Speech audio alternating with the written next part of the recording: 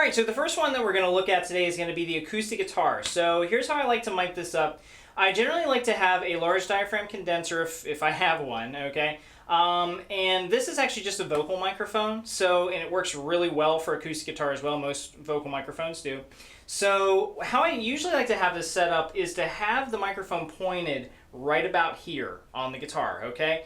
If you have it pointed too far down here, you're going to get a lot of low-end frequencies, and it's just going to sound real bulky and muddy, and it won't sound good at all.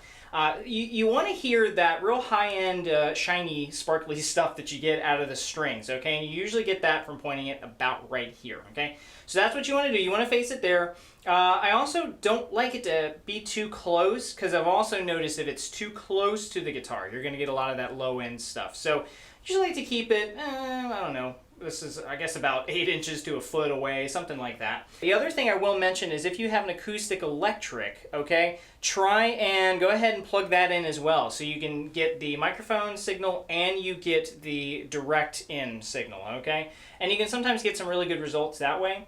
I have generally never gotten good results from having 2 microphones pointed at the guitar at the same time. You usually run into a lot of issues with phase cancellation. So if you ever want to try that yourself, make sure that both microphones are at equal distances away from the instrument, and that goes for any instrument, okay, or any amplifier or anything like that. If they're not at equal distances away and they're pretty close like this, you're gonna run into phase cancellation. Unless you're gonna have one microphone here or one microphone like way at the back of the room or something like that, if you're trying to get that room ambiance kind of sound, that natural reverb, instead of having a reverb plug-in or something like that.